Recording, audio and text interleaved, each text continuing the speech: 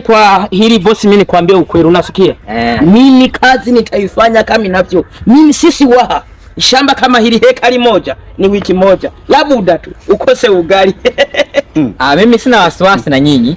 Sasa wewe bwana Kisweta, sina wasiwasi kwa sababu unasikia ushai kufyeka shamba eka 10 kwa siku moja. Nikasema ni huyu binadamu au jini. Sio mimi, sio mbaya. Kwa mimi sina wasiwasi na wewe kabisa, kazi ndio hii hapa sasa. Fanya kazi bwana Kisweta, Mtumbadi familia. Yaani ukweli kweli boss, unasikia? Mimi kwa jinsi nilivyotoka Kigoma na magumu, nina shida. Ndio. Umesikia? Haka ka shamba nakafika muda wote. Masaa 3 namaliza kazi. Sawa. Maana kuna visiki vimeshindwa kung'oka hapa kwa matrek. Mimi nitamalizia hapa. Nakafika chapu. Lakini sasa uangalie kama kuna kianzio namna gani. Nani kianzio? Hamna shida. Wewe tushakubaliana. 60,000 hapa. Nani huyu tena? Yaani kuhusu kianzio bwana, sasa sio na wasiwasi. Ongea tu na simu yako hiyo. Si shemeji wewe hiyo.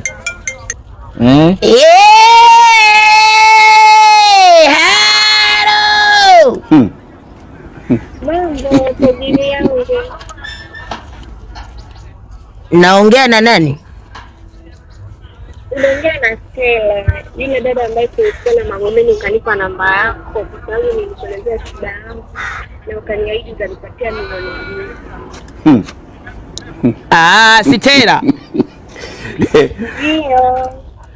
Sasa Stella, mimi nitaka nikwambie kitu kimoja, maana hata sasa hivi unavyoniona hapa, kwanza nimepokea simu kwa heshima yako. Umesikia? I wonder. Sawa, mimi najua hicho kitu nimekuahidi, lakini sasa hivi niko bungeni. Kuna maana waliniona mimi ni mtu ambaye napiga budget nzuri. Umesikia?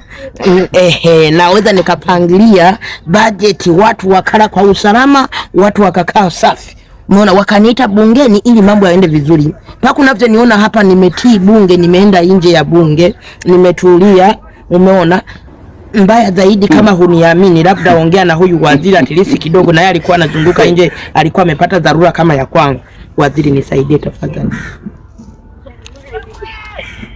Halo. Habari. Salama, habari yako shemeji? Salama, za kwako? Safi. Waziri wa uchukuzi hapa Dodoma. Jamani, asante kutamani kwa uchukuzi. Hamna shida, ndio tuko tunajadili masuala ya kuangalia kama tunaweza tukanunua asili nyingine ya umeme mpya, maana hii tunaona kama inazidi kuwa inaelemewa, mahitaji ni makubwa kuliko uwezo. Kwa hiyo tunataka tuongeze nyingine ya umeme treni, ikiwezekana